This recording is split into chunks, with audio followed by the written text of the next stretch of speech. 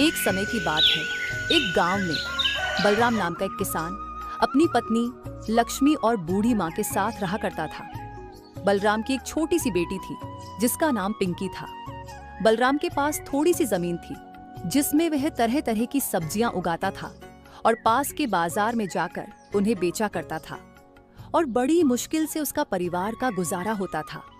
वह बहुत मेहनत करता था और ताजी ताजी सब्जियां उगाता था, इसीलिए सारे गांव के लोग बलराम से ही सब्जियां खरीदते थे।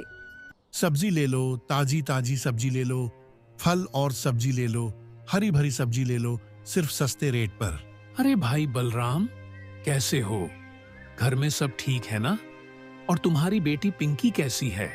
रामू मेरे भाई, मैं बिल्कुल ठीक हूँ और घर में भी सब ठीक है। और तुम बताओ, आज कौन सी सब्जी लोगे? अच्छा ये बताओ, बैंगन कितने रुपए किलो बेच रहे हो? और टमाटर का भी बताना। वैसे तो मैं आज बैंगन 30 रुपए किलो और टमाटर 40 रुपए किलो बेच रहा हूँ, लेकिन तुम मेरे खास ग्राहक हो, इसलिए तुम्हारे लिए बैंगन 20 और टमाटर 30 रुपए किलो लगाऊंगा। तो ऐसा करो बलराम, 2 किलो बैंगन और 3 किलो टमाटर दे दो। ठीक है रामू, देता हूँ। ये कहकर बलराम रामू को सब्जी देता है और बदले में उससे पैसे ले लेता है। और बलराम का जीवन अभी तक तो सही चल रहा था, पर अब उनके पास सब्जी उगाने के लिए पानी नहीं था। बलराम के खेत में एक पुराना कुआं था, लेकिन उस कुएं में एक बूंद भी पानी नहीं था। वह हमेशा सूखा ही रहता था। इसलिए बलराम मोहन नामक एक दूसरे किसान के कुएं का पानी खेती करने में इस्तेमाल करता था। मोहन को अपने कुएं से पानी लेते देखकर बहुत जलन होती थी। एक दिन जब बलराम अपने खेतों में काम कर रहा था, तभी मोहन बलराम के पास आता है और कहता है, अरे बलराम भाई, कैसे हो? घर में कैसे हैं? और खेतों का काम कैसा चल रहा है? बिल्कुल ठीक हूँ मोहन भाई, और घर में भी सब ठीक है और खेतों का काम भी बहुत अच्छे से चल रहा है। इस साल तो बाजार में सब्जियों के भाव भी अच्छे चल रहे हैं, इसलिए कोई परेशानी नहीं हो रही है। अच्छा खासा मुनाफा हो रहा है भाई। वह सब तो ठीक है मेरे भाई, लेकिन मैं ये कहने आया हूँ कि अब मैं तुम्हें अपने कुएं का पानी नहीं दे सकता, क्योंकि अब गर्मियों का समय आने वाला है और मेरे कुएं का पानी बहुत कम हो गया है। लेकिन मोहन भाई, गर्मियों का समय आने में तो अभी 2-3 महीने बाकी हैं।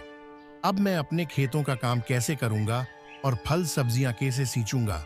ऐसा मत करो भाई। वह सब मैं नहीं जानता हूँ बलराम, ये तुम्हारी समस्या है, तुम अपना देखो, लेकिन मैं तुम्हें अब अपने कुएं का पानी नहीं दे सकता। बात खत्म बस। ये सुनकर बलराम को झटका लगता है। वह बहुत उदास हो जाता है और क्या करे क्या न करे, कुछ समझ नहीं आता है। और घर जाकर अपनी पत्नी और माँ को सारी बात बताता है और मन ही मन में उदास हो जाता है। भगवान, ये क्या हो गया? ये कैसी समस्या आ गई? अब हमारा क्या होगा? हमारे तो घर चलाने का कोई और जरिया नहीं है। पता नहीं भगवान हमारी कैसी परीक्षा ले रहे हैं।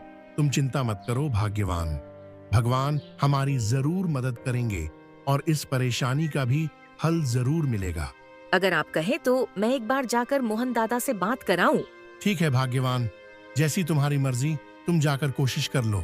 इसके बाद बलराम की पत्नी मोहन से मिलने उनके घर जाती है और मोहन को बोलती है, मोहन दादा घर पर हो क्या? जरा बाहर आइए दादा। क्या हुआ? रुको, आ रहा हूँ। अरे लक्ष्मी बहन, तुम हो क्या? हाँ तो बताओ, कैसे आना हुआ आज मेरे घर? मोहन दादा, मेरे पति ने बताया कि आपने हमें कुएं का पानी देने से मना कर दिया। ऐसा क्यों किया आपने दादा? हाँ लक्ष्मी, तुमने सही सुना है, मैंने तुम्हारे पति को कुएं का पानी देने से मना किया है। पर ऐसा क्यों किया दादा? क्या उनसे कोई गलती हो गई है?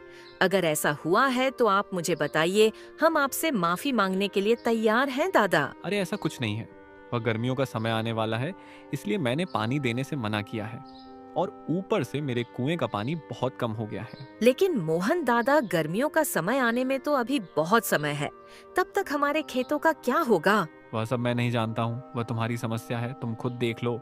बलराम की पत्नी बहुत कोशिश करती है कि मोहन कुएं का पानी देने के लिए मान जाए, लेकिन वह नहीं मानता। आखिरकार लक्ष्मी थक हार कर उदास होकर घर लौटती है। क्या हुआ भाग्यवान? मोहन ने क्या कहा? क्या वह पानी देने के लिए तैयार हो गया? नहीं, उन्होंने पानी देने से मना कर दिया। मैंने उन्हें मनाने की बहुत कोशिश की, लेकिन वह नहीं माने। वह कह रहे थे कि अगर मैं तुम्हें पानी देता हूँ तो मुझे गर्मियों के समय में बहुत परेशानी होगी। तुम चिंता मत करो भाग्यवान, एक दिन सब ठीक हो जाएगा और भगवान हमारी जरूर सुनेंगे। लेकिन अब हमारे खेतों का क्या होगा? बिना पानी के तो हमारी सारी फसलें खराब हो जाएगी, फिर हम क्या करेंगे? तभी लक्ष्मी के दिमाग में एक विचार आता है और वह थोड़ी देर सोचने के बाद अपने पति को कहती है, अरे क्यों ना हम अपने खेत में जो पुराना कुआं है उसकी थोड़ी और खुदाई करें। क्या पता उसमें पानी निकल आए और हमारी फसल खराब होने से बच जाए। तुम सही कह रही हो भाग्यवान, यह एक उत्तम विचार है। मैं कल सुबह ही जाकर कुएं की खुदाई शुरू कर दूंगा। क्या पता भगवान हमारी सुन ले और कुआं फिर से चालू हो जाए। हाँ जी, आप एक बार कोशिश करके देख लो, शायद कुएं में पानी निकल आए। आप कल सुबह ही खेत में जाना।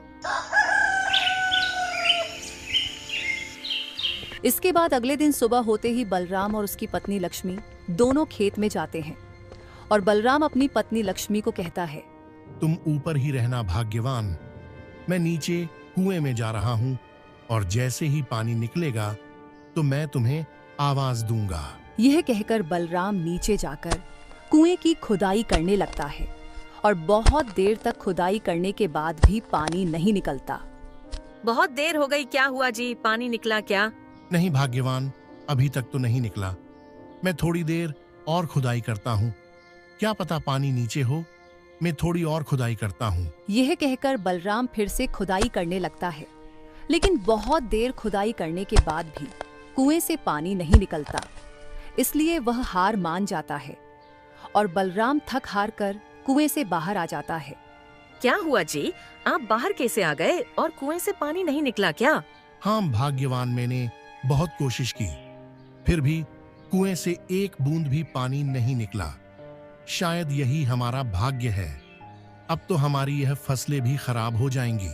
इसके बाद वे दोनों उदास होकर घर वापस लौट आते हैं और लक्ष्मी बलराम को कहती हैं, अब क्या होगा जी? अब हम क्या करेंगे और हमारा गुजारा कैसे होगा?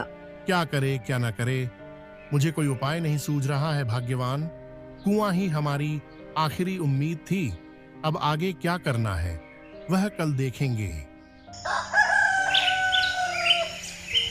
अगले दिन सुबह होते ही बलराम अपने घर से काम ढूंढने के लिए निकल पड़ता है और काम की तलाश करता है। अरे भाई, तुम्हारे पास कोई काम है क्या? अगर है तो बताओ, कोई भी काम हो चलेगा, मैं कर लूंगा भाई। अरे जाओ भाई, मेरे पास कोई काम नहीं है, तुम कहीं और जाकर पता लगाओ। वह लोगों के पास जाकर उनसे काम मांगता है। इस तरह वह बहुत लोगों से काम मांगने के बाद भी कोई काम नहीं मिलता है और इसके बाद वह उदास होकर जंगल के रास्ते से घर लौट रहा था और खुद से ही बातें कर रहा था। हे भगवान, यह आप मेरी कैसी परीक्षा ले रहे हो? मुझे कोई काम भी नहीं मिल रहा है। अब क्या करूं भगवान, कृपया मेरी मदद कीजिए। यह कहते हुए वह रास्ते में जा रहा था। तभी उसे थोड़ी दूरी पर एक साधु दिखते हैं। उनके पास एक भालू आ गया था और उन पर हमला करने की कोशिश कर रहा था। यह देखकर बलराम तुरंत साधु के पास दौड़कर जाता है और भालू को भगा देता है। उसके बाद बलराम साधु से कहता है, साधु महाराज, आप ठीक तो है ना? आपको कुछ हुआ तो नहीं? नहीं बेटा, मैं बिल्कुल ठीक हूँ।